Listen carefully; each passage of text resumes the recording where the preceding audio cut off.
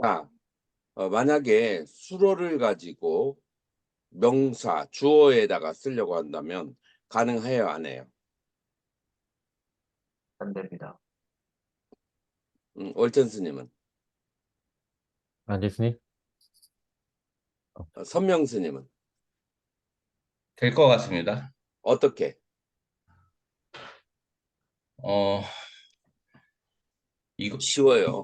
이것이 진리 아닌가? 동사의 명사와 동사를 명사로 만들면 돼. 나의 깨달음. 수로를 주어로 만들려면 동사를 명사화한다. 자, 그래서 전체적으로 네 가지가 있어요. 명사가 있고 동사가 있어요. 명사는 주어 쪽으로, 동사는 수로 쪽으로인데, 자, 여기에서 세 번째로는 동사의 명사화, 그 다음에 명사의 동사화가 되면은 반대의 위치에 있을 수 있다. 자, 이렇게 네 가지 종류가 있다. 이해가 됐어요, 월천 스님? 어, 사실 잘 이해가 안 안 됐어요? 예. 자, 주연 스님이 설명해봐요. 예, 스님. 일단 명사와 명사의 상태가 있는데, 명사 상태 설명하는 건 보통 동사인데, 명사 자리에 동사의 명사화가 올 수 있고, 동사 자리에 명사의 동사화가 올 수 있습니다. 아주 설명을 잘했어요. 자, 그래서 우리는 기본적으로 언어에서는 명사와 동사, 그 다음에 동사의 명사와 명사의 동사와 이렇게 네 가지를 다룬다. 언어는 기본적으로 그걸 이해하면 돼요. 자, 그래서 이제 기본적으로 이제 언어는 어근과 그 다음에 어간과 그리고 언어의 활용 상태 세 가지로 나누게 돼요. 자, 그러면 어근은 뭐냐? 이 가차띠의 의미가 무슨 의미를 가지고 있죠? 가차띠, 가다, 가다. 자, 가자인데 요게 동사는 1인칭, 2인칭, 3인칭 세 가지가 있죠. 자, 월천 스님, 요 가차띠는 1인칭, 2인칭, 3인칭이 어느 거예요? 3인칭? 3인칭이에요. 뭘로 할 수 있죠? 뭘로 할 수 있어요?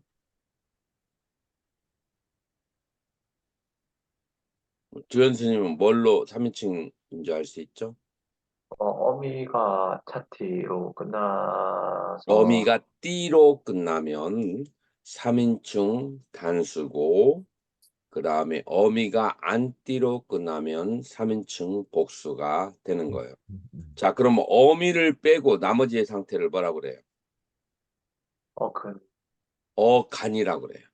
어간, 음, 그래서 어간이 있고, 이제 어간을 만들 때 어근에다가 주로 A를 붙여서 어간을 만든다.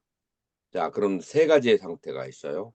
어근이 있고 어근에다가 A를 붙여서 어간을 만들고, 그 다음에 어간에다가 동사의 활용을 시제를 붙여버리면 그러면은 그것이 어미가 된다. 그래서 동사가 되는 거예요. 자, 동사가 과거, 현재, 미래 세 가지가 음, 있게 되죠. 자, 그래서 빨래 품사는 네 가지로 분류되는데 명사, 그 다음에 동사, 접두사, 그 다음에 불변화사 이렇게 네 가지가 된다. 그 네 가지를 크게 둘로 나누면은 변화하는 것과 변하지 않는 것, 변화사와 불변화사로 나누게 된다. 자, 명사, 동사 여기는 전부 다 변하는 거고 부사, 접속사, 감탄사, 어미가 변하지 않는 거예요. 자, 그래서 기본적으로 명사는 격변화라고 하고 동사는 활용이라고 그렇게 얘기해요. 자, 그래서 명사의 격변화를 할 때 명사는 남성, 여성, 중성, 그 다음에 단수와 복수가 있는데 산스크리트는 몇 가지 수가 있죠? 하나 더 삼수가 있어요. 중성, 단수, 단수, 양수, 양수, 양, 복수가 있어요. 빨리어는 단수, 복수 두 가지가 있어요. 자, 그리고 격은 몇 가지가 있다고 했죠? 8개. 8개, 주격, 목적격 등으로 8개가 있어요. 음, 자, 그래서 월전 선생님 한번 읽어보세요. 영어를 읽습니까? 아니면 한글? 한글로. 주격, 목적격, 국격, 역격, 탈격, 소유격, 척격, 혹격. 복격 이렇게 8격으로 돼 있어요. 자, 그래서 나를 이렇게 주어로 해서 나를 가지고 팔격으로 한번 어, 두현 스님 한번 만들어 봐요. 나는, 나, 나는 무슨 나는 격?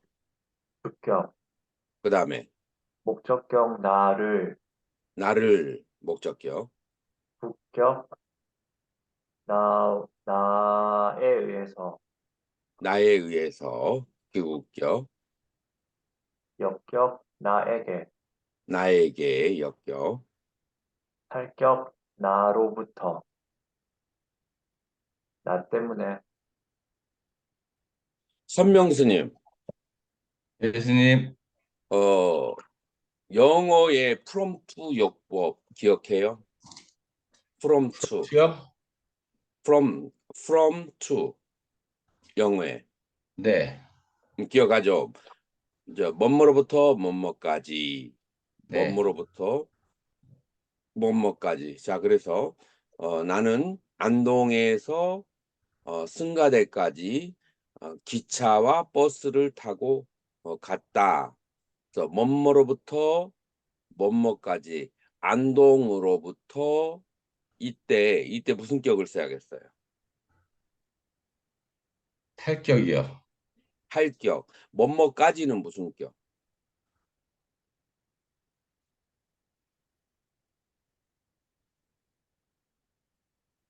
자, 목적격이에요. 목적격이요. 그래서 from to가 탈격하고 목적격 두 개가 사용되어지는 거예요. 자, 나는 거지에게 1,000원을 보시했다. 자, 거지에게 1,000원을 자, 이것은 무슨 격이겠어요? 목적격이요. 거지에게 네, 목적격. 그거 역격이라고 해요. 뭐뭐에게 뭐뭇을 자, 그래서 영어에는 직목 간목이라고 하죠. 그래서 직목은 목적격이에요. 근데 간접 목적은 그건 역격이 돼요. 자, 그래서 1,000원을 무슨 격이에요? 목적격. 목적격이에요. 그러니까 거지에게 요것은 요건 역격. 역격이 되는 거예요. 뭐를 타고 갔다고요? 기차와 버스를 타고 갔어요. 기차에 의해서 그 다음에 버스에 의해서 승가대까지 갔어. 뭐뭇에 의해서 무슨 격이에요? 국격이요. 기국격이에요. 뭐뭐를 타고 기국격.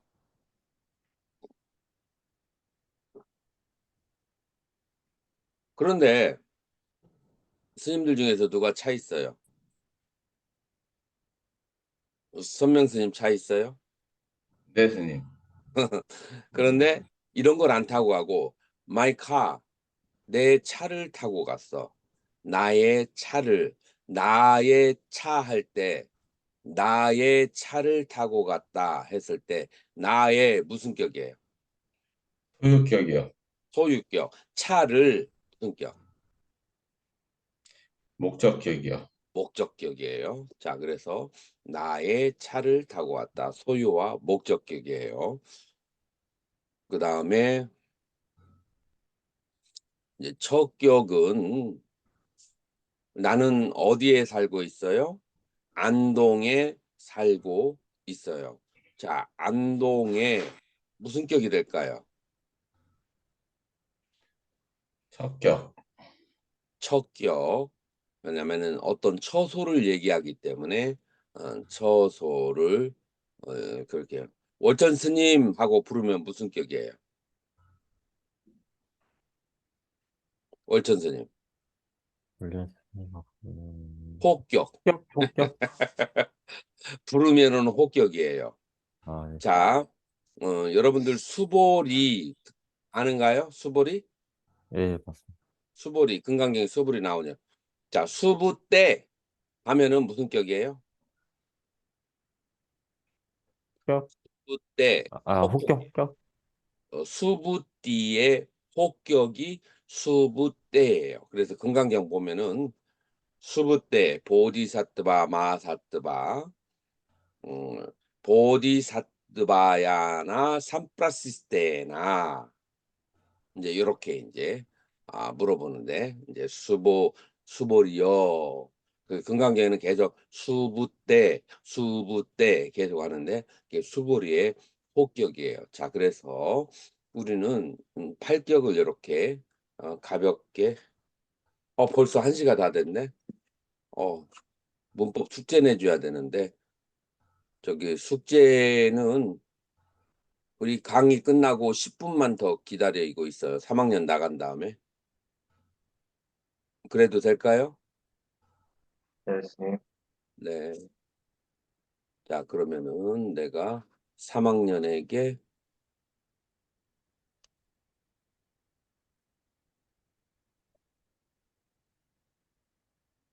기초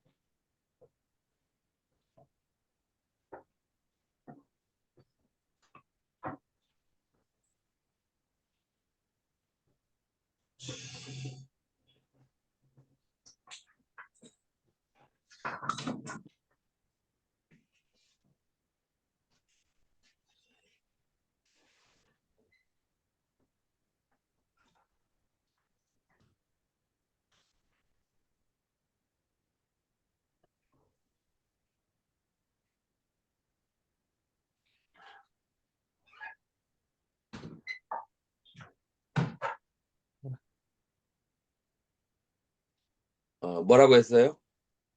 잘 모르겠습니다. 이걸 잘 모르겠다고. 자, 예, 누가 누가 이 단마차카 빠바타나 수타에 대해서 아는 대로 얘기해 보세요.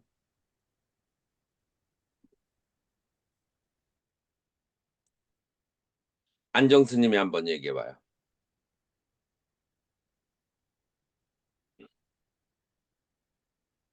예, 스님. 예, 전법륜경으로 알고 있습니다. 자, 그래서, 녹야원에서 부처님께서 처음 설법하셨을 때 그거를 경으로 남긴 걸로 알고 있습니다. 자, 그래서 요게 녹야원에서 처음으로 법을 설하신 거예요. 자, 대상은 누구죠? 대상 오비구입니다. 오비구, 오비구들에게 법을 설하셨는데 이 오비구는 어떠한 사람들이에요? 두현 스님, 두현 스님은 월견 스님이지. 예, 스님. 오비구는 어떤 사람들인지 기억나는가요? 예, 부처님께서 고행 수행할 때 같이 수행하던 도반들입니다. 이 도반들은 어디에서 온 사람들이죠? 어, 장소는 정확하게 기억이 안 납니다. 정반왕이 자기의 아들을 보호하기 위해서 왕의 대신들을 수행을 할 의향이 있는 사람들을 보내어서 같이 수행을 하게 된 사람들이 바로 오비구가 되는 거예요. 그래서 살짝 석가모니 부처님에 대해서 수행을 그렇게 해야 되고 보살펴야 되는 그런 의무도 약간 있는 그런 수행자들 이었어요. 자, 그렇게 해서 6년에 걸쳐서 같이 고행을 하다가 이제 이 무리들이 어디에서 수행을 했냐면은 저기 보드가야에서 우르벨라라고 하는 그런 인제 니련서나 그 강가에서 그렇게 수행을 하고 있었어요. 자, 그럴 때 어떤 사건이 일어났죠? 수자타라고 하는 한 여자가 목신에게 인제 이 목신에게 공양을 올리기 위해서 배를 타고 와서 목신 앞에 이렇게 유미죽을 올리려고 했어요. 유미죽이 뭐죠? 쌀하고 우유하고 섞어서 같이 끓이는 거예요. 여러분도 몸이 안 좋을 때 한번 해 보세요. 쌀을 우유를 넣고 끓이는 거예요. 그러면은 쌀이 굉장히 그냥 이렇게 달콤해. 우유가 오래 끓이면 달거든요. 그래서 뭐 아주 맛있고 거기에다가 견과류 있잖아요. 견과류를 빻아 가지고 집어넣어서 먹으면은 맛이 아주 인도 음식 중에서는 최고 음식 중에 하나예요. 그거를 그 목신 앞에서 부처님이 좌선하고 있는 것을 보고 목신이 나타난 줄 착각을 했어, 이 수자타가. 이 사람의 모습으로. 그래서 공양을 이렇게 올렸는데 계속해서 6년 동안 단식을 하다시피 해서 뼈가 왕상하고 그다음에 어 그리고 우유는 인도 기본 자이나교의 수행에서 우유는 육류에 속해요. 그런 얘기 들어봤어요? 자, 일법스님. 우유가 넌돼지에 속한다는 말 들어봤어요? 방금 들었습니다. 처음 들어봤죠? 네, 정통 그 베지테리안들에게 있어서 우유는 넌돼지에 속해요. 물론 지금 우리는 그렇게 생각하지 않지만 인도의 그 자이나교 수행자들은 그렇게 생각을 해요. 그래서 다른 그 수행하던 오비구들은 우유를 마시지 않았는데 부처님께서 우유를 마시는 것을 보고 타락했다라고 그렇게 생각을 했어. '아, 이제 몸이 너무 안 좋으니까 수행에 대한 의지가 상실됐구나. 타락했구나.' 생각하고 부처님을 떠나요. 그래 가지고 어디로 갔죠?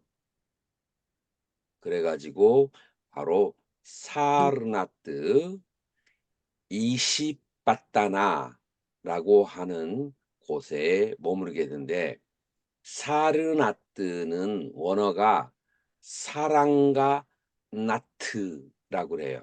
사랑가는 무슨 뜻이 있어요?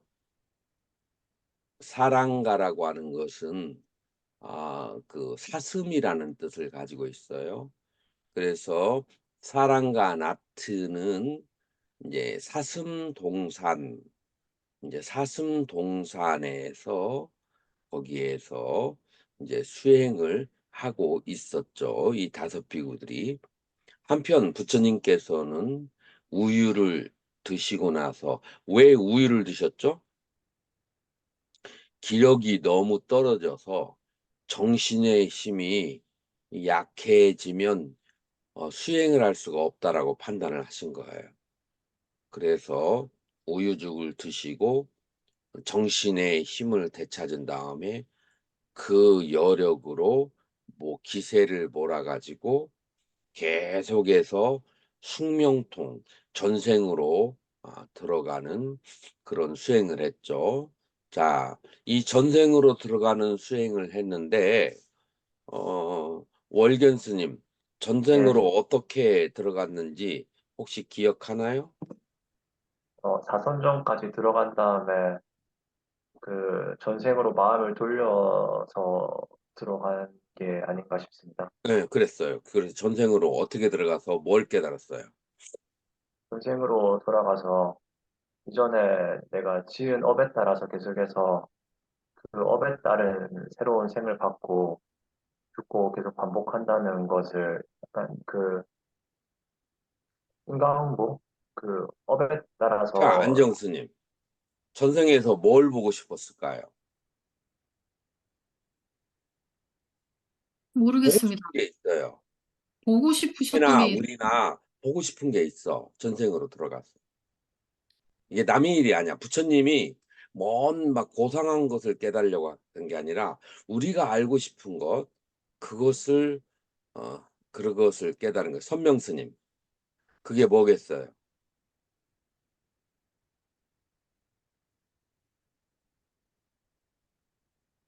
잘 모르겠습니다. 우리가 알고 싶은 것은 누구는 왜 가난하게 태어나고, 누구는 왜 부자로 태어나고, 누구는 왜 부모가 다 좋은 성품을 가진 부모님에서 태어나고, 누구는 그냥 쌍스러운 아버지의 노름꾼에 교도소를 서너 번 들락달락하는 아버지를 가지게 되었는가. 어린아이에게, 젊은 사람에게 아버지가 쌍스럽고 교도소에 왔다 갔다 하는 것은 고통일까요? 고통이 아닐까요? 고통이죠.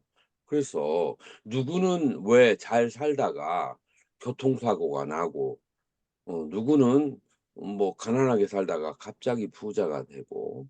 야, 그래서 기본적으로 뭐냐면 빈부와 그다음에 길흉화복, 이런 것들이 원인이 있을까 없을까를 관찰하는 거예요. 그거를 이제 단 한마디로 줄이면 고통과 행복이, 이 세상에서 사는 고통과 행복이 원인이 있을까 없을까를 전생으로부터 찾아보는 거예요. 왜 그런 사람이 있죠. 죄를 많이 지은 사람이 있어요. 그래서 남을 해꾸지하고, 근데 그 사람은 사업도 안 망하고 부자가 되고 승승장구하고 잘 사는데, 어떤 사람은 착하고 선량하게 사는데, 그런데 뭐 그냥 이상하게 마가 많이 껴. 뭐 조금 일어서려고 하면은 갑자기 사고가 나고 뭐가 발생하고, 그런 경우 여러분들 봤어요, 안 봤어요? 자, 이제 이런 경우에 도대체 한 생으로만 봤을 때는 그 원인을 알 수가 없는 거예요. 그래서 전생으로 돌아가서 추적을 해 보니까 전생에 이 사람은 이러한 짓을 하고 금생에 이렇게 태어나고, 전생에 저 사람은 이런 일을 해서 이렇게 태어난다. 자, 그거를 조금 더 구체적으로 얘기하면 전생에 어떤 사람은 신구이로 10가지의 선한 행위를 하고 금생에 부유하고 유복한 데서 잘 살게 되고, 전생에 어떤 사람은 신구이로 악한 행위를 했기 때문에 금생에 태어나서 사고가 많이 발생한다. 자, 그거를 좀 구체적으로 얘기하면 어떤 사람이 태어날 때부터 죽을 때까지 그렇게 찌달리게 사는 사람이 전생에 남에게 돈을 빌리고 안 갚고 도망갔던 사람이 금생에 태어날 때 그렇게 재물에 그렇게 어려움이 많고, 참 선량하게 사는데 맨날 병원에 한 달에 한 번씩 왔다 갔다 하고 고질병이 걸린 사람을 보니까 전생에 어떤 직업을 가졌어요? 생명을 잡는 그런 직업을 가져서 쓸모없이 쓸데없이 수천 수만 마리의 짐승들을 많이 그렇게 잡은 사람들이 금생에 질병으로 고생을 하더라.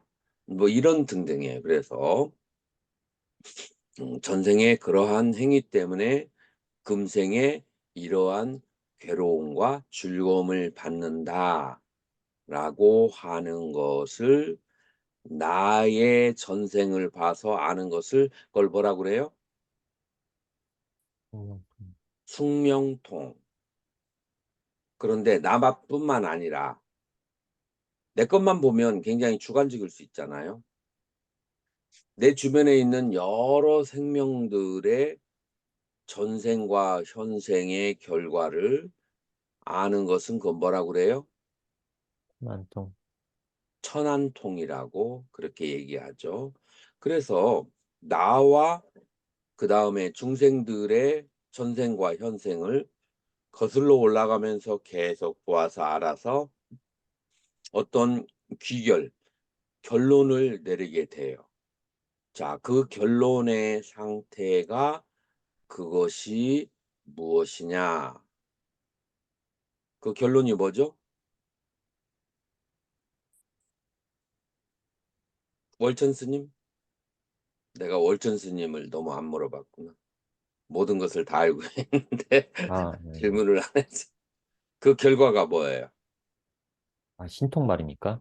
아니, 천안통과 숙명통의 그 결과로 내린 결론이 있어요. 부처님께서 내린 결론. 그게 업과 뭐예요? 업의 가보라고 해야 되나? 일법스님 그래야지, 뭐겠어요? 잘 모르겠습니다. 안정스님 인연 과보인 것 같습니다. 고집멸투. 우리 다 알고 있는 거잖아요. 그렇게 해서 깨달은 것이 고집멸투예요. 인생은 괴로움으로 쭉 깔려 있다. 그리고 괴로움에는 원인이 있다. 그 괴로움의 원인을 뽑아버리면 열반이다. 그 원인을 뽑아내는 방법이 바로 뭐라고요?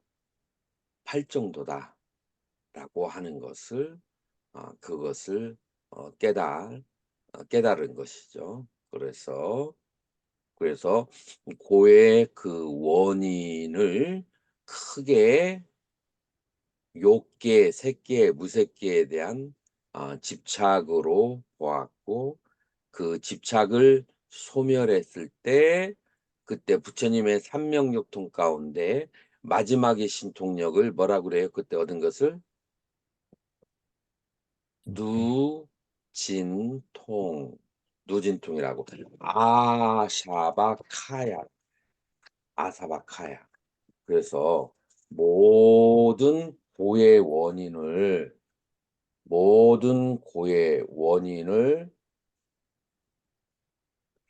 카야, 디스트랙트, 다 소멸시켰다, 깨뜨렸다. 그 고의 원인은 번뇌의 소멸. 이거를 아사바카야. 그다음 이거를 한국말로 뭐라고 한다고? 누진통이라고 이제 하는 거예요. 이제 그리고 나서 부처님께서는 49일 동안을 그 자리에서 49일 동안을 법을 음미하시다가 여름이 다 되어 하한가가 다 돼서 한 보름 동안 바라나시에서 사르나트로 걸어오셨어요. 뭘 하시기 위해서? 그 5명의 그 비구들에게, 수행자들에게 나의 깨달은 법을 설명하기 위해서 오셔서 한거를 같이 지내시게 됐어요. 어디에서요? 사르나트에서 하한가를 이제 같이 지내면서 비구가 2명에게 법을 설하고 3명은 탁발하러 가고 3명에게 법을 설하고 2명은 탁발하러 가고 자 이런 식으로 해서 이 비구들이 그 안거가 끝나기 전에 무슨 과를 얻었어요? 알아. 아라한과를 얻었다라고 하는 거예요. 자, 아라한을 누가 쉽게 설명하면 어떻게 되죠?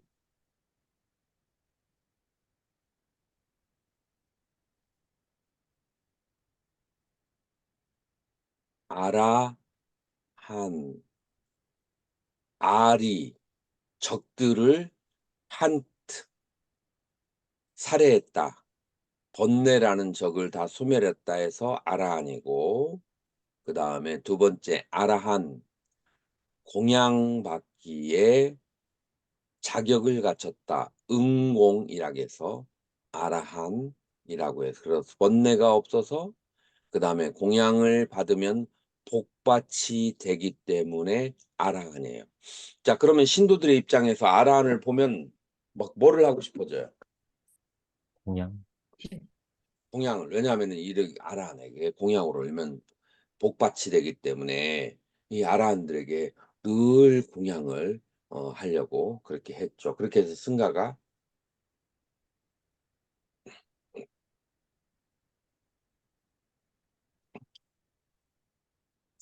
유지가 이제 된 거예요. 자, 그때 첫 번째로 부처님이 오비구에게 설한 것이 담마짜까 빠바타나. 담마는 법이고 짜카 산스크리트는 짜끄라죠. 산스크리트로는 짜끄라. 법의 수레바퀴를 빠바타나 돌리다. 법의 수레바퀴를 굴리는 경이다. 여기서는 법은 뭐냐고요? 해탈법이 되겠죠. 해탈법의 수레바퀴를 굴리는 경을 설하셨다. 그렇게 말할 수가 있어요.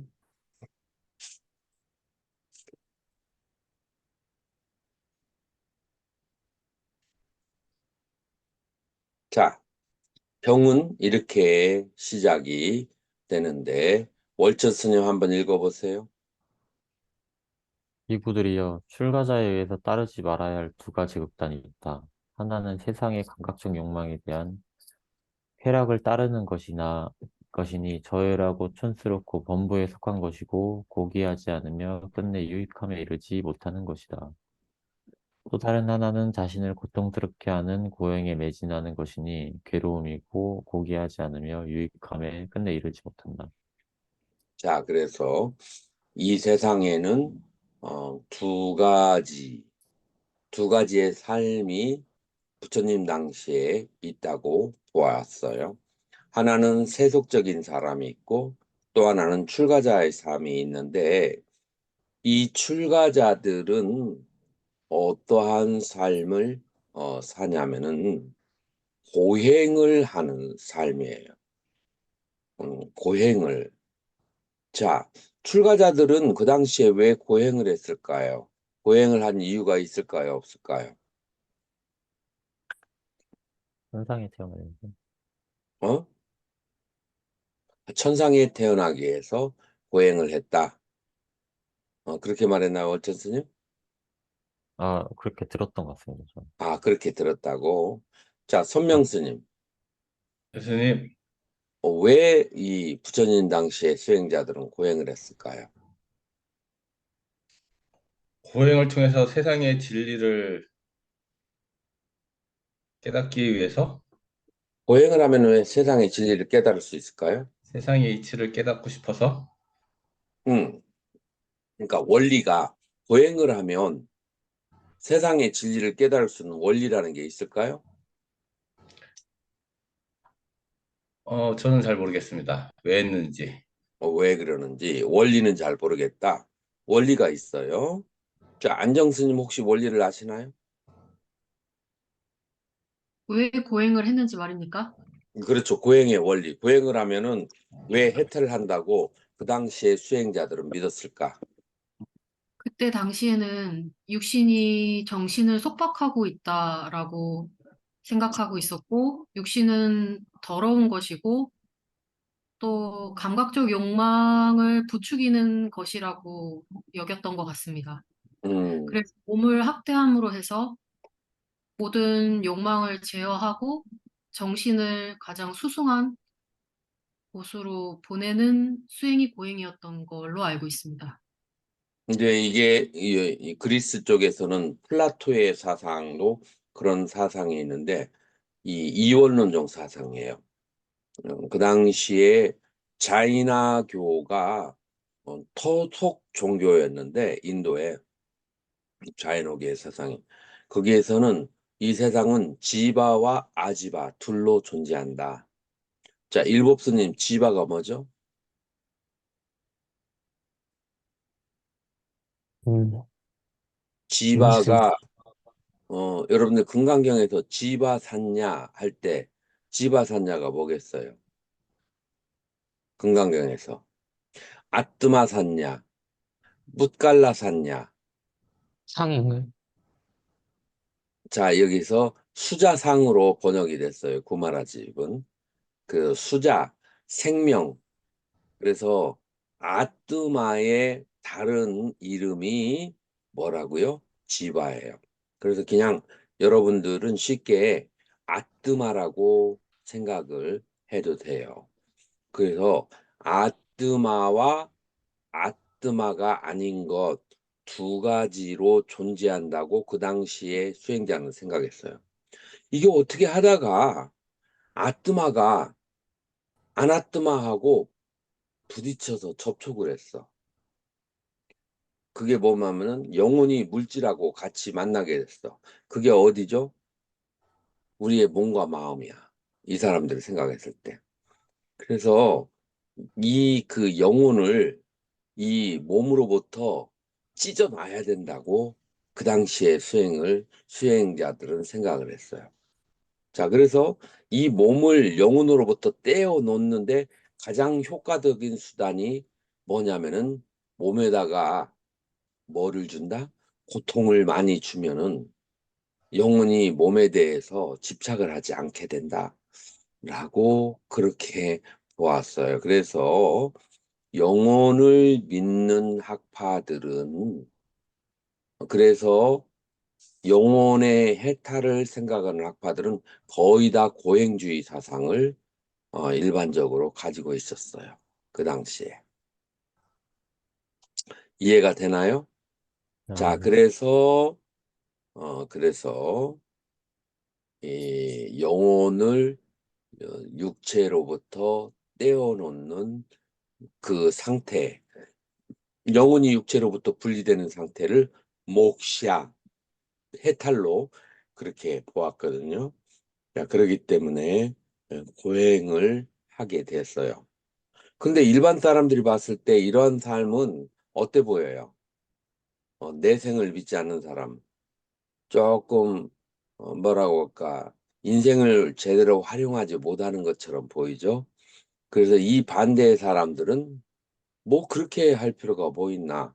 내세가 불확실한데 지금 현재의 생애를 충분히 즐겨라 라고 하는 짜르바카 유물론자들이 있었어요. 그래서 이 지바론자, 수행론자와 유물론자 이 두 가지의 부류의 사람들이 부처님 당시에 그렇게 만연해 있다. 그래서 이건 두 가지의 극단이라고 그렇게 본 거예요. 어떻게 부처님이 제대로 본 것 같아요? 아니면 여러분들이 다른 생각이 있어요? 제대로 보신 것 같습니다. 제대로 본 거, 월견 스님은 어때요? 예, 스님. 제대로 본 것 같아요. 자, 그러면은 둘 중에 어느 걸 더 나쁘게 생각했을까요? 각각적 욕망. 자, 쾌락주의와 그 다음에 고행주의 두 가지 중에 더 나쁘게 부처님께서 평한 게 있어. 어느 것이 더 나빠요? 일법 스님. 어, 보행주인 것 같습니다. 아니야, 쾌락주의.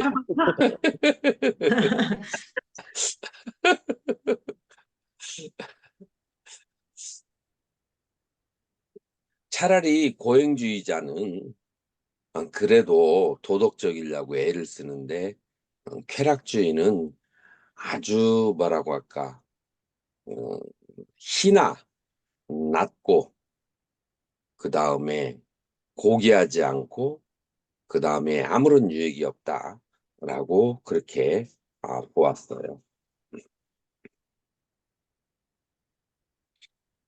자, 그러면 부처님께서는 이 양쪽에도 어, 고행주의를 그렇다고 해서 부처님께서 좋아했을까요? 좋아하지 않았어요. 안 좋아하셨어요? 어, 자, 그러면은 부처님이 제시한 제3의 길은 무슨 길일까요? 중도주의? 중도지. 자, 그래서 무슨 중도예요? 각각. 고락 중도. 호락중도? 자, 그래서 8가지 중도가 불교에 얘기되어지고 있다. 그거는 알고 있나요? 네, 안경스님, 팔중도에 대해서 알고 있어요? 들어왔습니다. 들어봤어요? 예, 그래요. 중론에서는 팔중도를 얘기하고 초기 불교에서도 6개까지는 중도가 나와요. 그런데 지금 여기 초전법륜경에서의 중도는 무슨 중도냐? 고락 중도다라고 하는 거예요. 자, 그러면 여러분들이 사유를 해야 돼. 사유를. 자, 그럼 여기서 말하는 고락 중도는 뭘까요, 선명스님? 보통 고, 고통을 고통으로 수행을 하는 것과 쾌락을 추구하는 거에 대한 중도. 중도. 네, 선생님. 네, 중도예요. 그런데 구체적으로 어떻게 해야 이 중도가 돼요? 지혜로워져야 됩니다. 지혜로워져야 된다. 네. 예, 팔 스님의 정도를 통해서 생각이죠. 중도를 일으켜야 할 됩니다. 정도를 통해서 가까이 왔어요. 자, 월전 스님은 여기서 말하는 고락 중도는 어떤 중도일까요? 오락 중도 말입니까? 여기서 말하는 중도는 어떤 중도를 말할까요? 아, 팔 정도 말한 말씀, 고락 정도. 그, 고행에도 치우치지 않고, 감각적 욕망에 어떻게 팔 정도가 있습니다. 보활하게 중도가 될까요? 월견 스님. 왜 팔 정도가 괴로움도 네, 아니고 즐거움도 아닌가요? 그 팔정도를 행하였을 때 보통 그 쾌락은 감각적 욕망의 쾌락을 추구하는 거고 고행은 몸에 고통을 주는 건데 팔정도를 통해서 선정에 들어가면은 감각적 욕망을 즐기는 것도 아니고 괴로움을 주는 것도 아니면서도 비세속적인 즐거운 느낌으로서 가는 이제 그 깨달음의 길을 추구하는 거니까는 양극단을 여유였다고 해서 쾌락이랑 강화적 욕망의 쾌락이랑 그 고통이랑 극단을 열렸다고 해서 고락 음, 중도가 많이 가까웠어요. 여러분들이 그냥 고락 중도를 8정도라고 하면은 보통 지성인들이 논리적인 점프가 있다고 생각해요. 조금 더 설명이 필요해요. 어떤 설명이 필요하냐면 여기 고락이 나왔잖아요. 8정도를 통해서 얻은 사선의 상태가 고락 중도이다. 자, 월견스님, 네, 8정도가 고락 중도이다와 지금 내가 말한 거하고 좀 차이가 있어요, 없어요? 약간 있습니다. 약간 차이가 있어요. 자, 그리고 두 번째로 이렇게 대답을 하는 거예요. 왜 그러면 사선의 상태가 고락 중도인가? 아, 사선의 상태는 지극한 즐거움이 있기 때문에, 지극한 평화로움이 있기 때문에 괴로움을 여의었고, 초선에서 벌써 오용락을 여인 상태에서 초선으로부터 들어왔고, 고락, 희유를 다 버렸기 때문에 쾌락주의를 버린 것이다. 자, 그래서 고행과 쾌락을 버린 지극히 평안한 사선의 상태에서야만이 바로 뭐가 발생한다? 단맛작구, 법의 눈이 발생한다. 그러므로 팔정도를 통한 사선의 상태가 바로 고락중도이다. 라고 하면은 일반적인 지성인들이 이해하는데 편하겠어요? 안 편하겠어요? 갑자기 고락중도 얘기하다가 고락의 가운데가 팔정도다. 약간의 논리적인 점프가 있어요. 그 논리적인 미세한 점프를 누가 알아차릴 수 있나요? 여러분들 중에서? 그냥 고락 중도는 8정도다. 여기서 딱 끝나버리면 약간 뭐라고 할까 주입식이야. 논리적인 설명이 조금 결여돼 있어. 선명스님 어떻게 생각해요? 좀 더 듣겠습니다.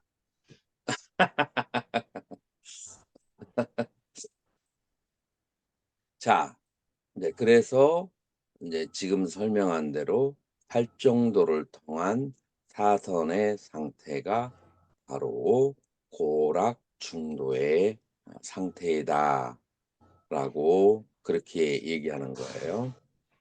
자, 일곱스님 한번 읽어보세요. 열에 의해서 두루 잘 깨달아진 이 수승한 중도는 두 가지 극단들을 멀리하고 진리의 눈을 뜨게 하고 지혜를 만들고 고요함과 신통지에 이르게 하고 완전한 깨달음 열반으로 이끈다. 이 중도는 8가지 요소로 이루어진 성스러운 도이니 바른 견해, 바른 사유, 바른 말, 바른 행동, 바른 삶의 방법, 바른 노력, 올바른 깨달음, 바른 산매이다. 이구들이여 참으로 그것은 열에 의해서 완전히 잘 깨달은 중도의 길이다. 이것이 진리에 대해서 눈을 뜨게 하고 지혜를 만들고 고요함과 신통지에 이르게 하고 완전한 깨달음 열반에 이르게 한다.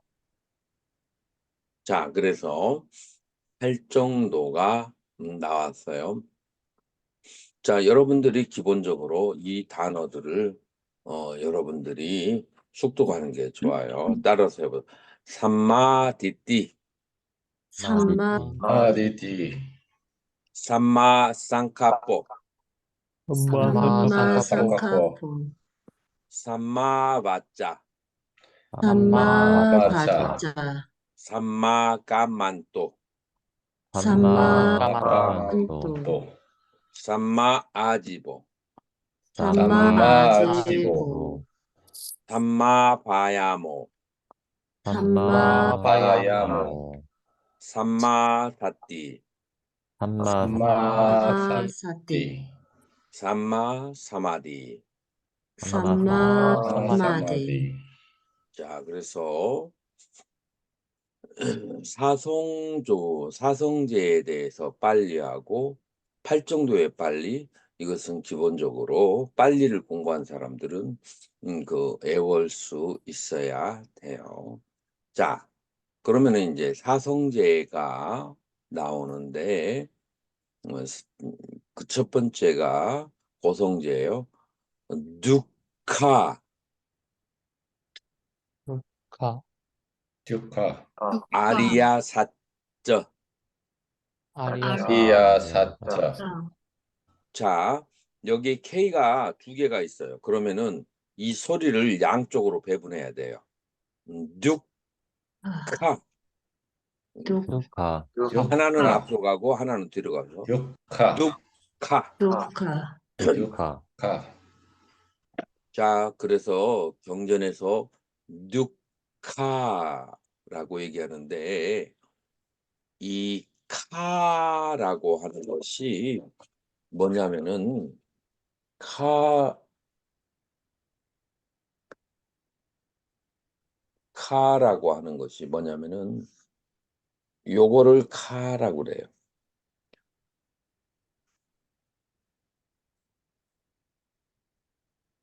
여기에 뭘까요?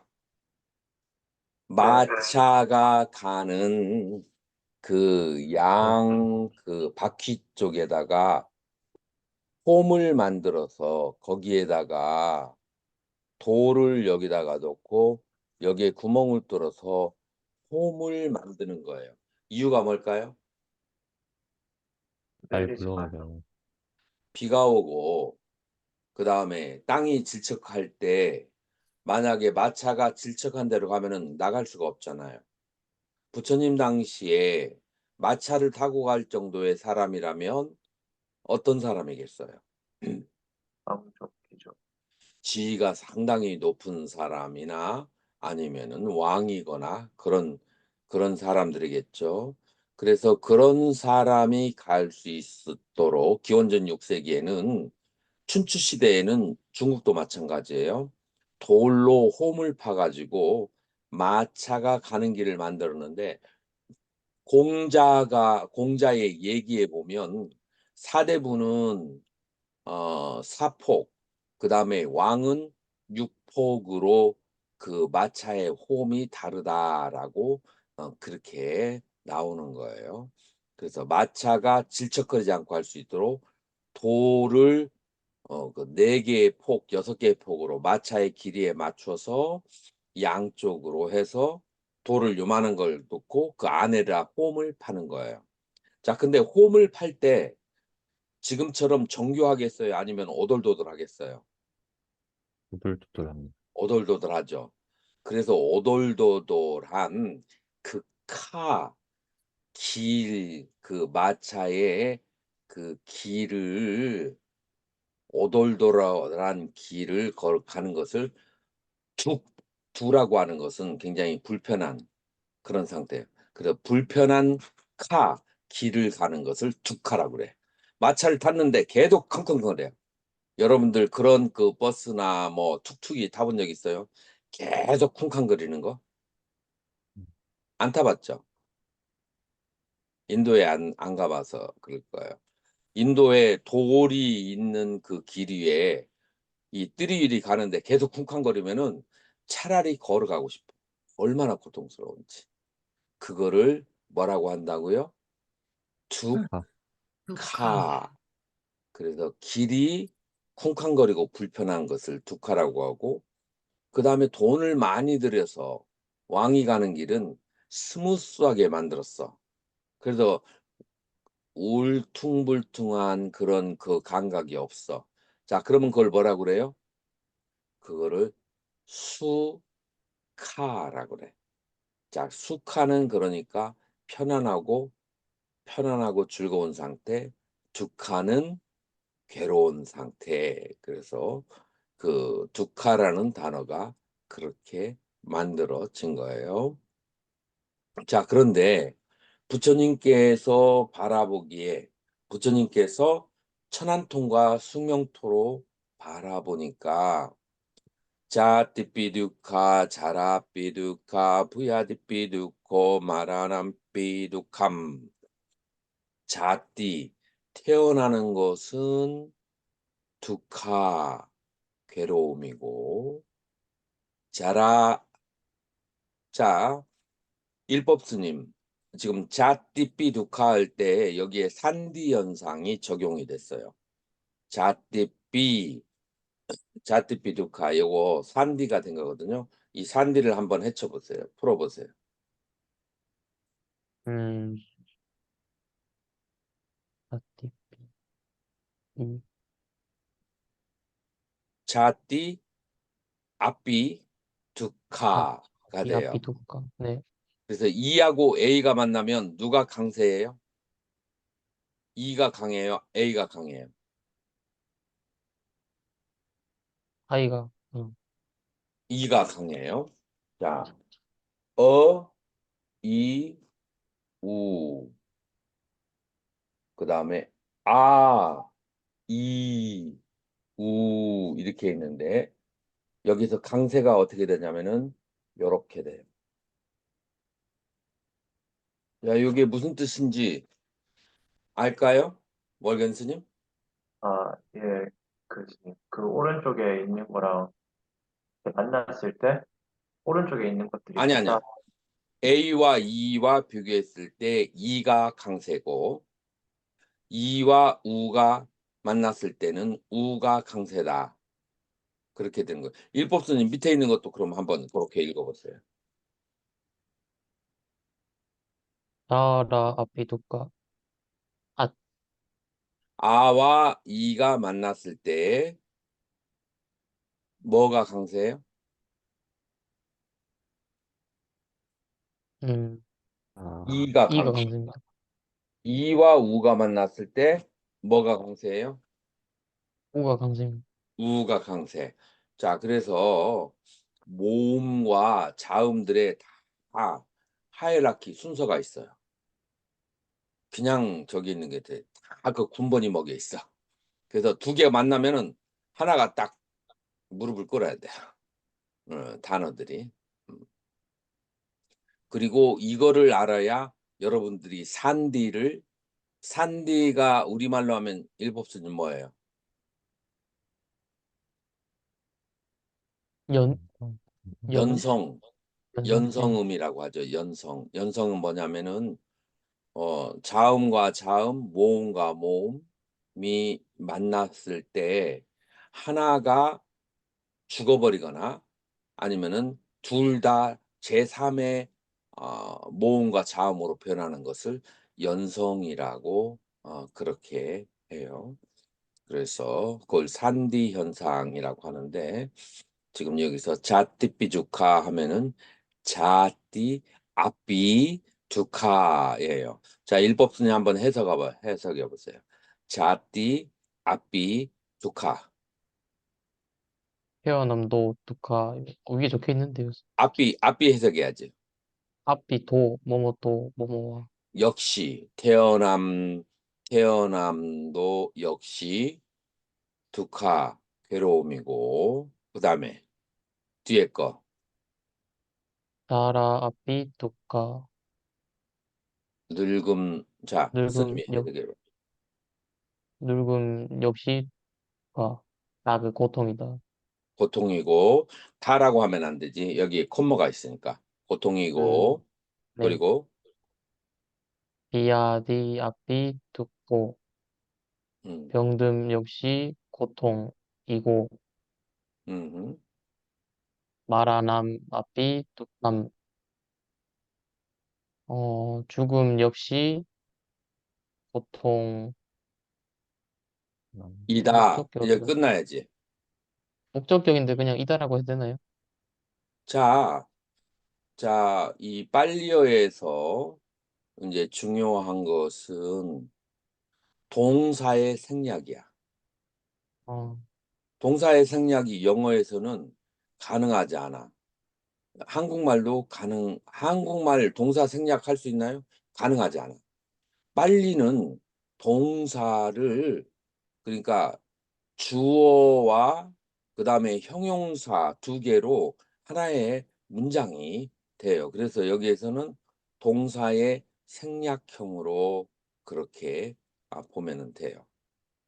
이게 빨려 가지고 있는 특징이에요. 그래서 태어남도 고통, 늙음도 고통, 그리고 병듦도 고통, 죽음 또한 고통이다. 자, 생로 병사가 괴로운 것이다. 라고 하는 거예요. 솔직히 일법스님, 이 중에 몇 개가 마음에 와닿아요? 어, 세 개, 그러니까 늙음이랑 병듦이랑 죽음은 와닿는데 태어남은 잘 모르겠습니다. 누가 태어남의 고통이 왜 고통인지 이해하는 사람 한번 얘기해 볼래요?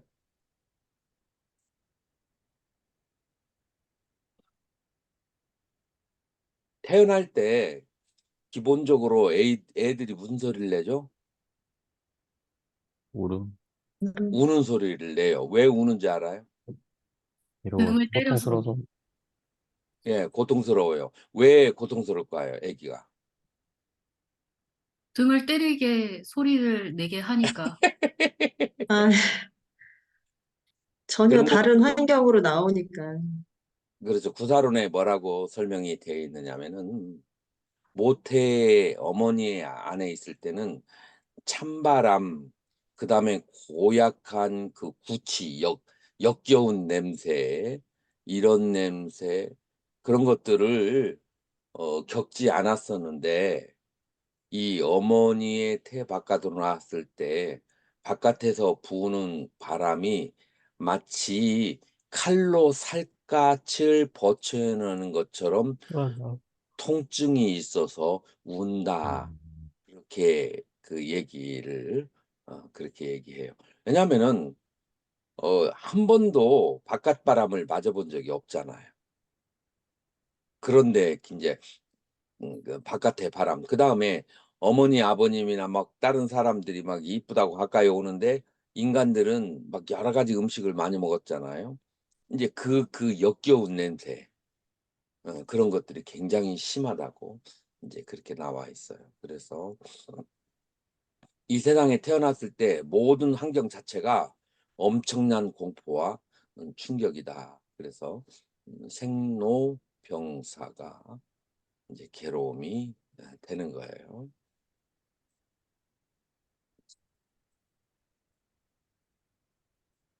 자, 앞비에이 상바요가 두코, 산바요고 두코, 비에이 빗바요고 두코. 자, 이거 해석해 보세요.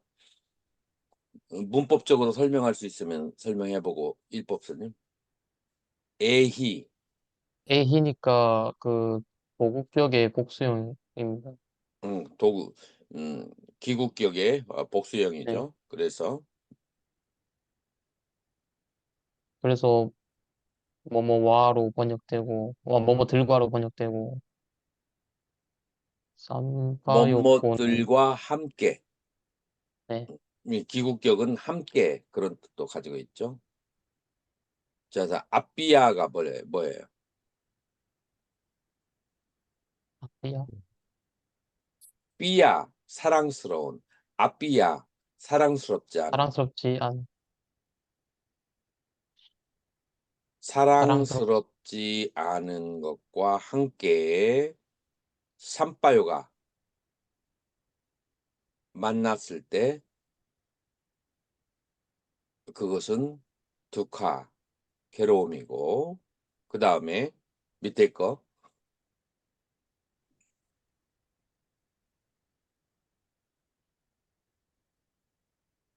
이제 삼바 음, 요고, 요가라는 말은 만나다라는 뜻이에요. 요가라고 하는 것은 만나다. 자, 지금 두 손가락을 요가해라. 그러면 요렇게 돼요. 아요가하라. 그러면 요렇게 돼요. 그래서 요가, 아요가 만나는 것은 요가예요. 그래서 삼바 요가는 부딪히는 것이고 빗바 요가는 그것은 떨어뜨리는 거예요. 자, 그래서 이제 해석하면 어떻게 돼요? 아삐에이 삼바 요고 두코.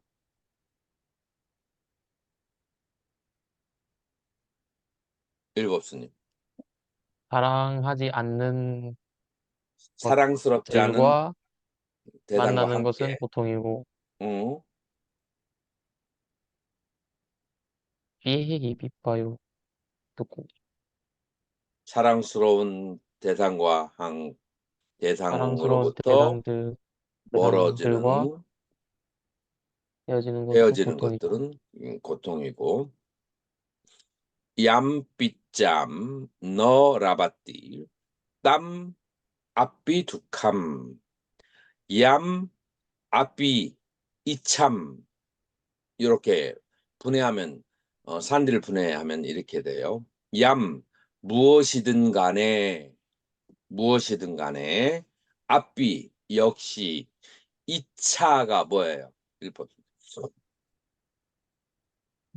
자, 모르겠습니다. 하는 것, 구하는 것이 무엇이든 간에 너 라바띠가 뭐예요? 라바띠 얻다. 라바티. 너 라바띠 얻지 못하는 것. 무엇이든 간에 구하는 것을 얻지 못하면 땀 그것이 앞비 또한 두캄 괴로움이다. 그래서 한문으로는 그걸 뭐라 그래요? 부부 듣고, 부부 듣고라고 그렇게 하는. 자, 상기 때나 요약하자면 반짜, 우빠다나, 칸다, 두카. 자, 여기서 산디가 반짜하고 우빠다나 아하고 우가 부딪히면은 아가 사라지고 그냥 우만 남아. 그래서 반짜 우빠다나 반짜가 뭐예요? 5가지, 5개, 다섯. 우빠다나 무더기, 칸다가 무덕이고 우빠다나 취착. 음, 5개의 무더기를 취착하는 것이 괴로움. 5개의 무더기가 뭐죠? 고온, 온. 아, 오온이라고 그래요. 야, 오온을 취착하는 것이 왜 괴로움이 될까요? 존재에 집착을 해서 그런가요? 무명의 시작. 예? 형성되었기 왜 때문에. 괴로움이라고요? 오온은 형성되었기 때문에. 또 다른 사람. 어리석은 시작.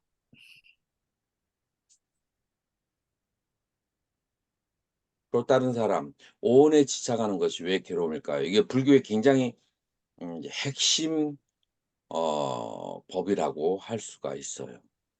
오온은 무상한 거기 때문에. 오온이 무상한 것이기 때문에 괴롭다. 이제 그렇게 이제 나오죠. 경전에서 그렇게 나오는데 요즘 사람에게 무상하니까 오온이 무상하니까 괴롭다 하면은 이해하는 사람은 받아들이는 사람은 굉장히 적을 거야. 선명스님 선명하게 한번 설명해 봐요.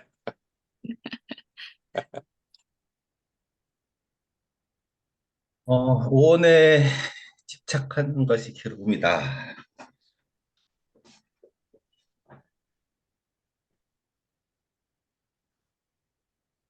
무상하다.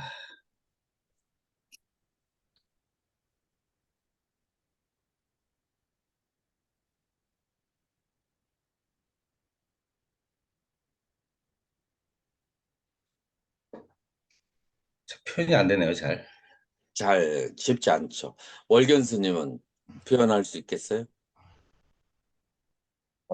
오온이 조건에 의해서 형성됐기 때문에 결국 조건이 변하면 변하고 사라질 수밖에 없는데 그것을 집착하면서 계속 그 변하고 사라질 수밖에 없는 것을 붙잡으면은 괴로울 수밖에 없지 않나 싶습니다. 내가 얘기를 해보니까 오온하고 내가 스토리를 말할 테니까 오온하고 연결을 시켜봤어요.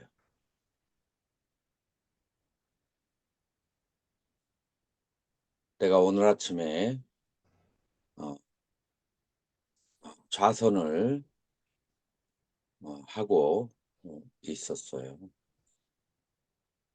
오늘 아침에 좌선을 하고 있는데 갑자기 어떤 하나의 기억이 딱 떠올랐어요. 그 하나의 기억이 뭐냐면은 지금까지도 말을 잘 나누지 않고 있는 아주 절친 도반이 있어요. 절친 도반이 있는데 음, 그건 조금 재미가 덜하고 재밌는 걸로 해줄게. 인도에서 내가 살 때 불자를 영문학과 다니는 불자를 만났어요. 스님의 입장에서 영문학과 다니는 사람하고 가까이 할 필요가 있을까 없을까? 거기는 영어 미디엄이니까 영어 잘하는 사람이 가까이 하면 굉장히 유익하지. 더군다나 불자니까.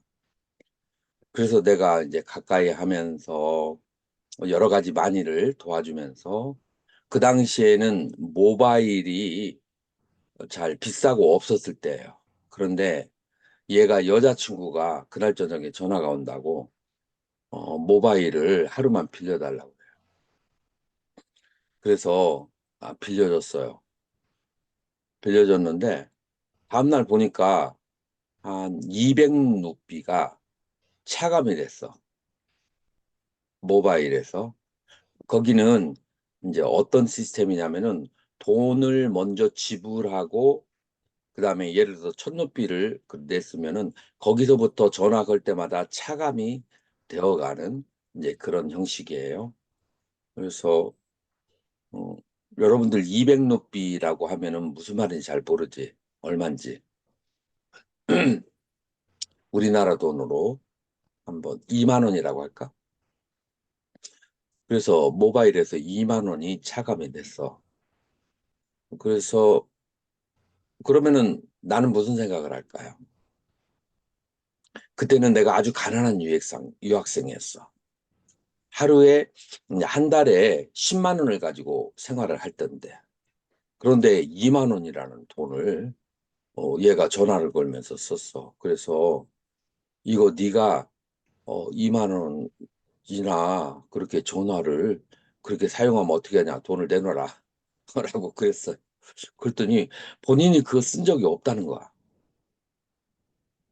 그런데 하룻밤 사이에 그게 없어져서 차감이 되었으니까 나는 얘가 그 쓴 건 줄 알고 왜 거짓말 하냐고 막 그냥 물어내라고 얘기를 했는데 나중에 한 일주일 후에 알고 보니까 내가 국제전화를 전날에 했었어. 음, 그래서 그거 국제전화 하는데 써버린 건데 내가 그걸 잊어버리고 얘한테 그 뒤집어 씌운 거야. 그래서 그 후로 얘하고 나하고 만났을까요? 안 만났을까요? 안 만나셨을 것 같습니다. 어, 아니, 만나기는 만났는데 얘가 마음이 이제 식어진 거야. 이제 그렇게 막 그냥 누명을 쓰고서 나한테 심한 말을 듣고 하니까 그때 이제 충격을 받은 게 있어가지고 점점 이제 멀어지더니 항상 그 내가 있는 곳에 와서 막 그냥 그 좌선하고 일하는 거 도와주고 하던 애를 단 한마디의 말로 완전히 딱 등을 지게 됐어. 그런데 그게 좌선을 할 때 그런 것이 잘 떠올라. 그래, 좌선할 때. 그래요, 안 그래요?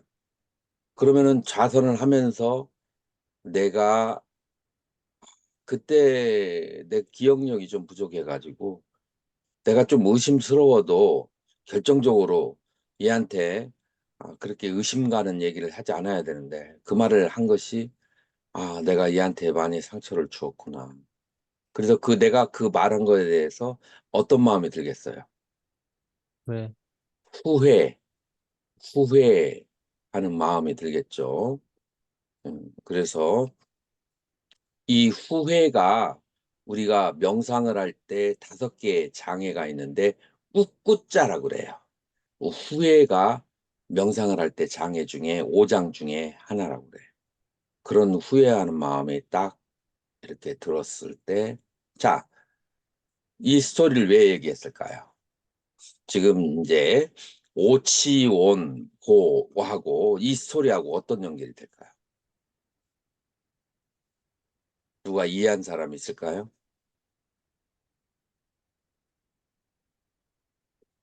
지나간 기억을 붙잡아가지고 집착하는 게 어찌 보면 5가지 무더기 중에 하나에 집착하는 거니까는 연결되는 게 아닐까 싶습니다. 자, 그래서 오치온 고라고 하는 것은 뭐냐면은 과거의 오치온에 대해서 현재의 오치온에 대해서 미래의 오치온에 대해서 집착하는 거예요. 자, 과거의 오치온은 과거에 발생했던 사건들이 전부 다 오온하고 연결됐어요. 예를 들어서 이름이 생각났다. 사티시야. 그 사티시라는 그 학생의 그 모양은 색이 되고 그 다음에 네가 이거 전화기 200루피치 썼지? 라고 얘기했을 때 느꼈던 감정은 수가 되는 것이고 그 억울했던 감정이 있겠지. 그 다음에 거기에서 내가 이제 그와 같이 오해를 한 것들 그 자식이 써놓고서 안 썼다고 거짓말을 하네. 상이 되는 것이고 그다음에 그런 것 때문에 내 마음속에서 약간 야 역시 인도 사람은 어쩔 수가 없어. 돈 되는 것은 맡기지 말아야 돼. 라는 그런 감정을 가졌다면 행이 되는 것이고 그 모든 것을 기억하는 것이 식이 되는 거야. 그래서 오온이 따로따로 이렇게 잘 놀진 않아요.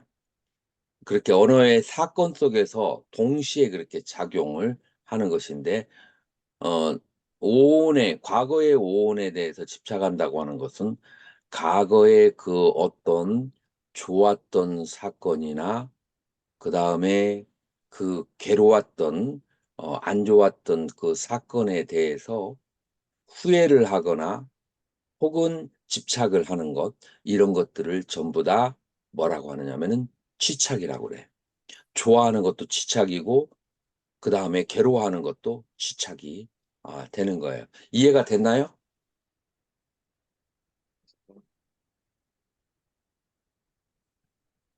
월천 스님 이해가 됐어요?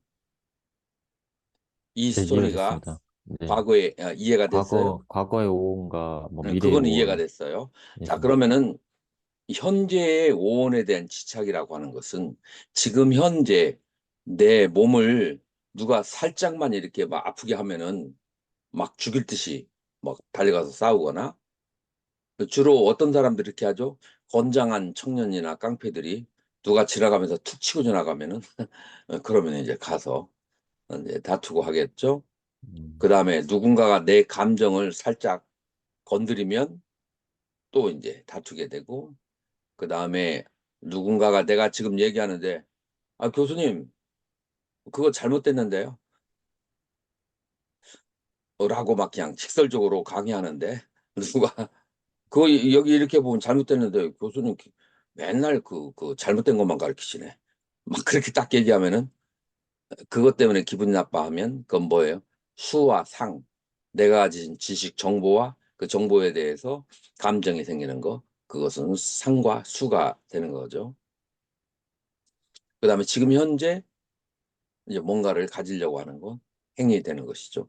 이것들을 전부 다 아는 것, 식이 되는 거죠. 이것이 이제 현재의 오온에 대해서 집착을 하는 것이. 미래의 오온에 대해서 집착하는 것은 그럼 뭐겠어요? 이렇게 됐으면 좋겠다. 이렇게 됐으면 좋겠다, 저렇게 됐으면 좋겠다. 그것 말고 정말 아주 연결되는 게 있어요. 미래 오온.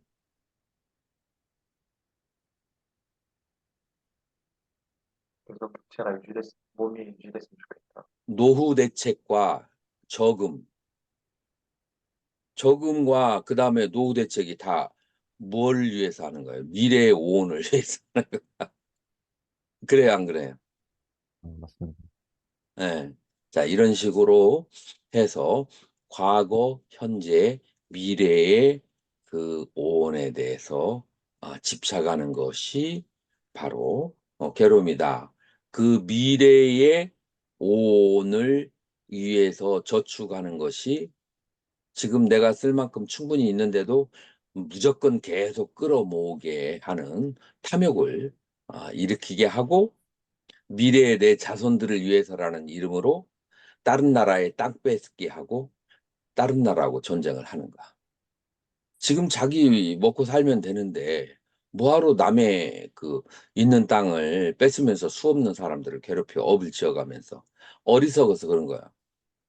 자기가 땅 넓혀놔도 죽으면 자기 거야. 자기 것도 아닌데 그렇게 전쟁을 일으키게 되는 거죠. 이것이 전부 다 미래의 오온에 대한 집착에서 오는 것이다. 우리 잠깐 휴식 좀 할까요? 네, 네. 교수님. 네, 10분간 휴식하고 20분에 만나겠습니다.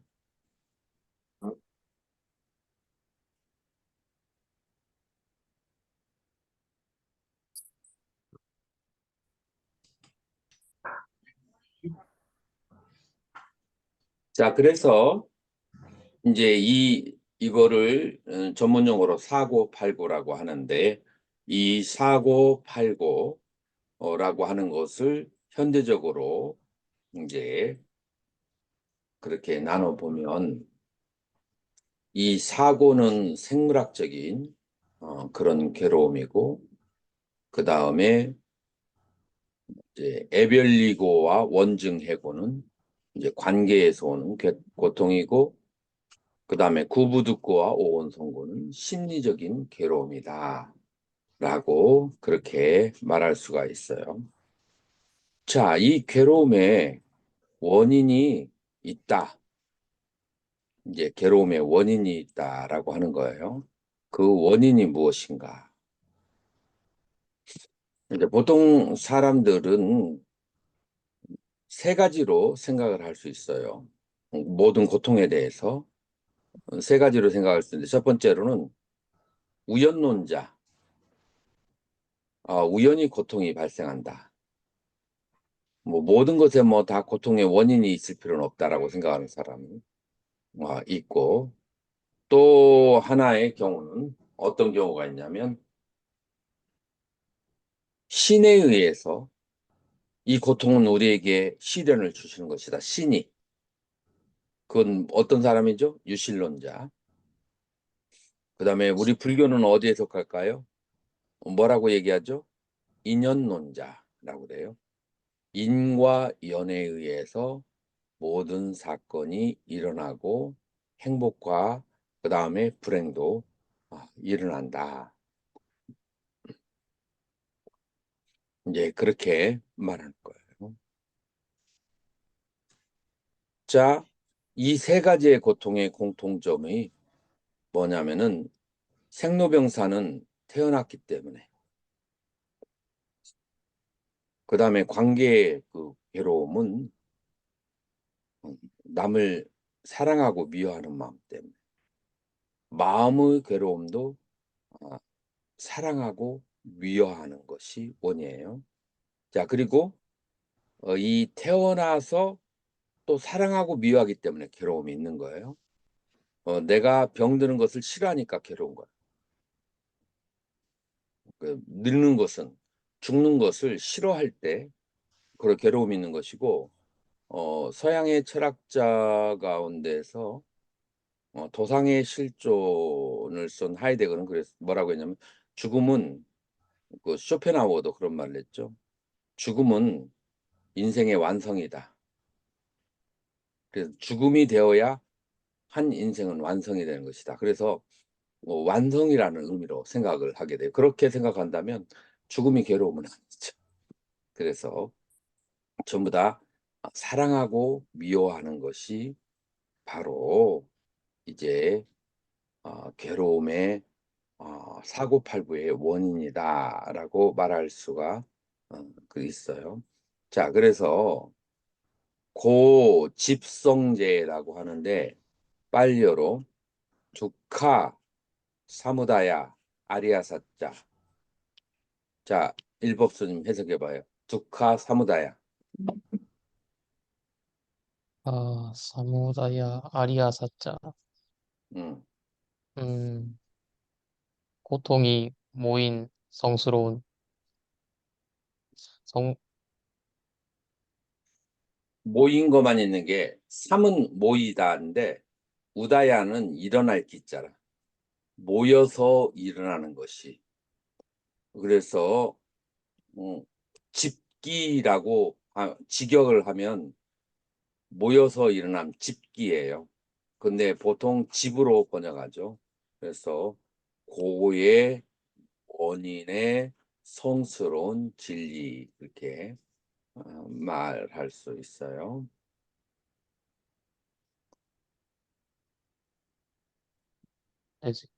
자, 한번 읽어보세요. 여기에 나와요. 읽어보세요. 이것이 괴로움 발생의 성스러운 진리이다.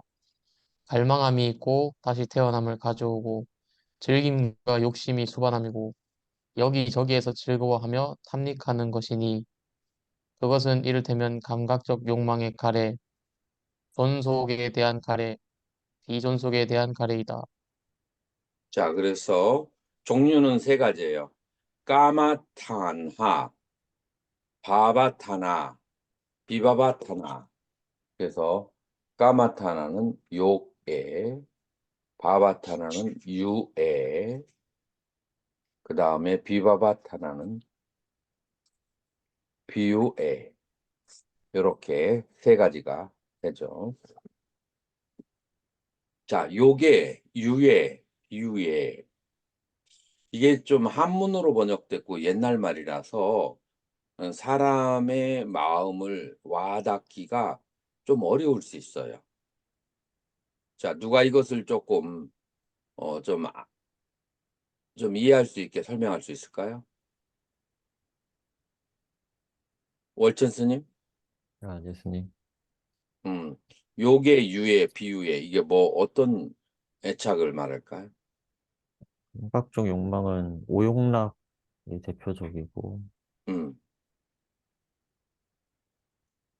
새끼에 대한 가래.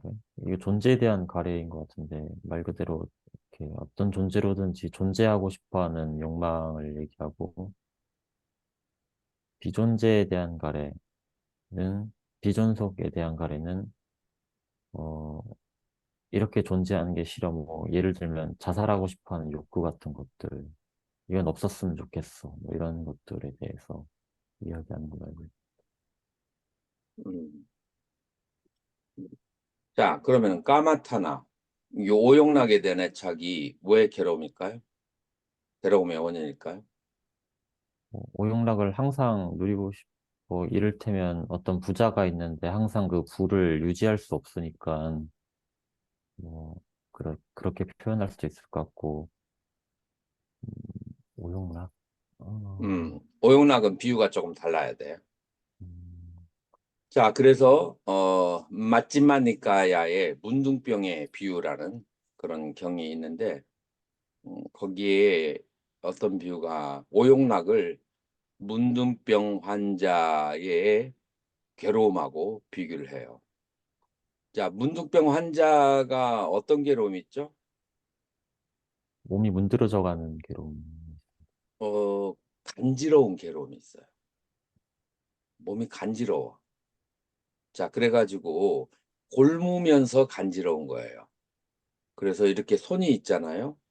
예, 손이 이렇게 간지러운데 이거를 갖다가 손으로 확 긁어서 살점을 뚝 떼어내잖아요. 그러면 괴로워야 시원해요. 두 가지가 있을 것 같아요. 시원해요. 이 문둥병 환자는 이 막 그냥 박박 긁어가지고 이 살을 막 그냥 긁어대면 그러면은 막 그냥 그제서야 시원함을 느끼고 안 그러면은 계속 괴로워요. 그러니까 계속 어떻게 해야 돼요? 계속 계속 긁어대잖아요. 긁어요. 예. 그러니까 온몸이 살이 뚝뚝 다 떨어져 나가는 이유가 긁어서 그렇게 된 거야. 그래서 문둥병 환자가 괴로울 때 그거를 긁어가지고 그 막 몸의 영상을 파괴하는 것처럼 몸의 형상을 파괴하는 것처럼 그런 것처럼 인간의 오용락은 사람의 정신과 몸을 파괴한다. 욕망은 채우면 채울수록 문둥병 환자처럼 그렇게 마음과 몸이 파괴되어지고 중독되어진다. 라고 그렇게 비유를 드는데 일반 사람들은 이거 이해할까요? 못할까요? 못해요. 일반 사람들은 이런 설명이 듣고 싶지도 않고 마음에 와 닿지도 이제 않고 그러죠. 그래서 이제 깊은 성찰을 이제 하게 이제 해야만 되죠. 그래서 이제 오용락과 관련된 것. 자, 그 오용락은 무엇을 오용락이라고 하죠? 식욕, 색욕, 식욕, 성욕, 그리고 자, 월천 스님, 월견 스님, 수면욕. 월 월견 예. 오용락이 뭐예요?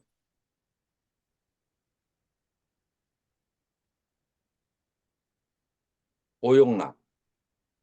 그 마이크 키고 얘기했죠. 예, 재색식명수라고 알고 있습니다. 그건 유교적인 이제 아, 한국의 오용락이고 불교의 네, 오용락은 뭘까요? 한 번 더 찬스. 불교의 오용락. 안, 일, 비, 설, 신. 이 5가지 감각기관의 욕망을 오용락이라고 그래요. 그래서 5가지 감각기관의 욕망을 충족시키는 것은 마치 문둥병 환자가 긁는 것과 똑같다. 그렇게 설명을 하죠. 이건 이해하기가 쉬워요. 그 다음에 두 번째, 바바타나, 비바바타나에 대해서 주석서는 2가지 설명이 있어요. 가장 쉬운 설명은 뭐냐면은 바바를 새끼에 대한 애착, 비바바를 무새끼에 대한 애착.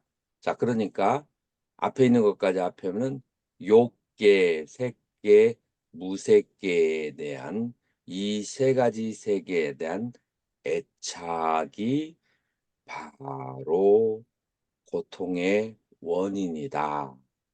라고 그렇게 해석할 수가 있어요. 내가 보기에 여러분들은 요 해석 한 가지만 알아도 돼요. 그래도 2번째 해석을 누가 굳이 알고 싶다면 내가 설명을 하는데 누가 알고 싶은 사람, 2번째 해석 알고 싶은 사람 손 들어봐요.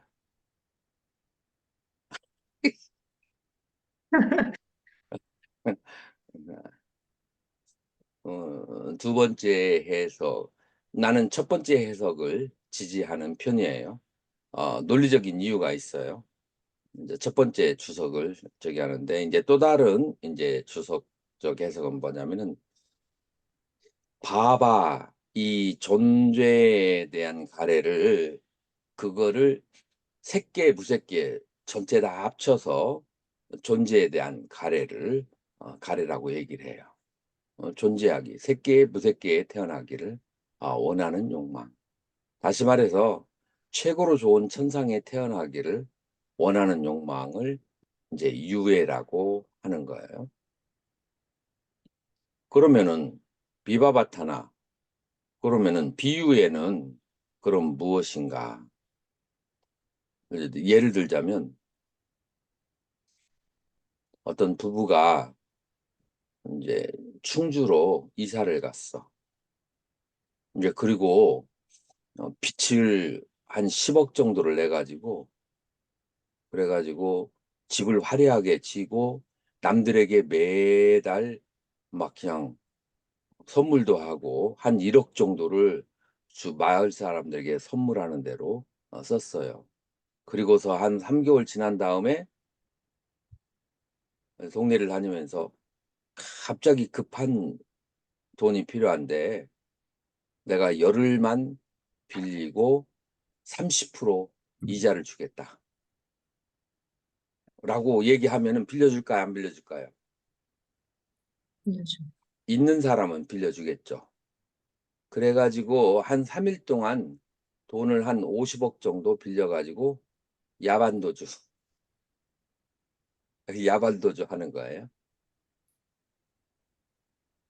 그게 바로 비유예라고 할 수 있어요. 내 비유의 의미를 이해했나요? 조금 어렵죠. 뭐냐면은 자기가 전생과 금생에 잔뜩 업을 줘놓고 업의 과부가 올 때 그거를 인정하고 싶지 않은 거야. 도대체 왜 나한테 이런 안 좋은 일이 생기지? 라고 투정을 하면서 도망을 가거나 아니면 자살을 하는 거야. 요게 비유예다. 이렇게 얘기하면은 이해가 됐나요, 월천 스님? 아, 이해됐습니다. 이해됐어요? 이해했습니다. 일법 스님 어때요? 전 잘 모르겠습니다. 비유예라고 하는 것은 뭐냐면은 회피하는 지금 존재로부터 회피하는 것을 비유예라고 합니다. 자기의 존재가 지금 현재의 고려움의 상태는 우리 불교로 말하면은 뭐 때문에 와요?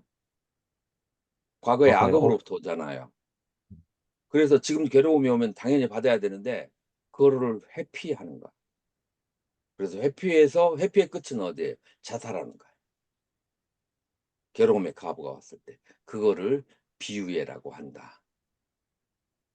연수 스님 이해가 되셨어요? 네, 그러면은 아까 전에 그 비유에서 음. 돈을 빌려서 간 사람이 아니고 돈을 빌려준 그 사람들이 지금 그 업보를 받았다는 이야기죠?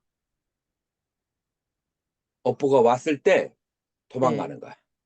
자, 지금 예를 들어서 빚을 그렇게 쥐었으면은 당연히 갚아야 되잖아. 네. 야반도주 하는 거야. 아, 그렇게 야반도주 하는 거랑 자살하는 거랑 똑같은 심리다 이 말이야. 네, 이해가 됐죠? 됐습니다. 음. 자, 그래서 이렇게 세 가지가 왜 괴로움이냐 하면은 자, 일법순위 한번 여기 빨리 읽어보세요. 야얌담하 포노바비라 난 난디라가 사하가타 따트라 따트라 빈나디니. 자, 이거 다시 산디 야, 아얌, 딴하, 뿌나 원래는 뿌나예요. 뿌나인데 산디 현상 때문에 뽀노로 바뀐 거예요.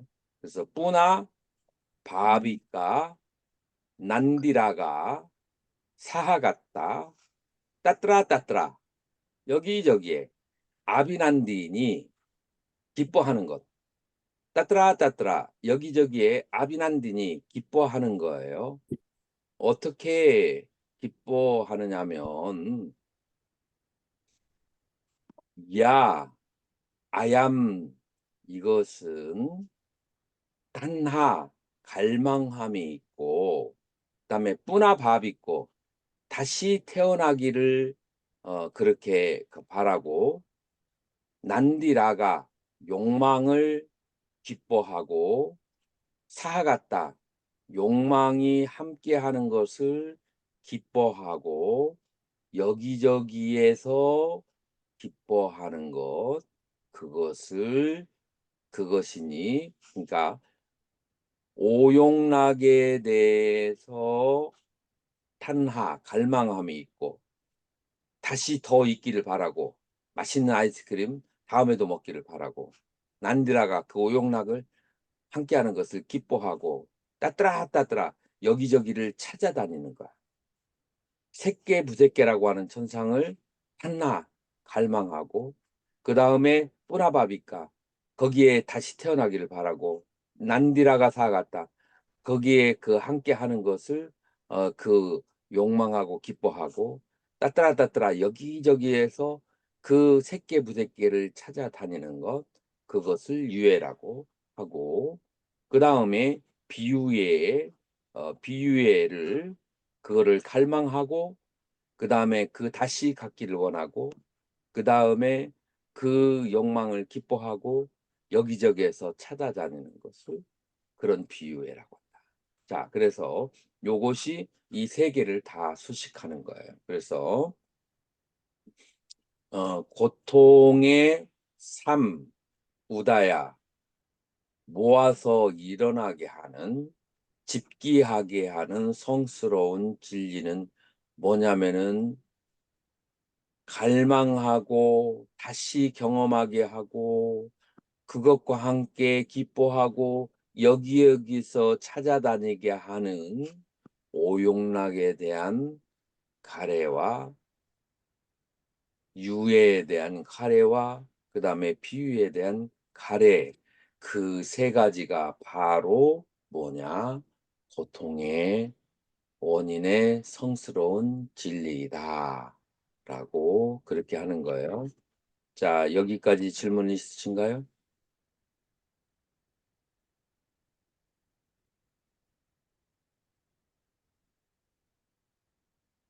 질문 없어요? 음, 네, 선생님. 음, 내가 이제 그 절에서 쉬니까 조금 좋아지긴 했는데 다음 주에는 대면으로 음, 공부할 수 있기를 그렇게 바라겠습니다. 오늘 공부 여기까지 하고 다음 주 일단은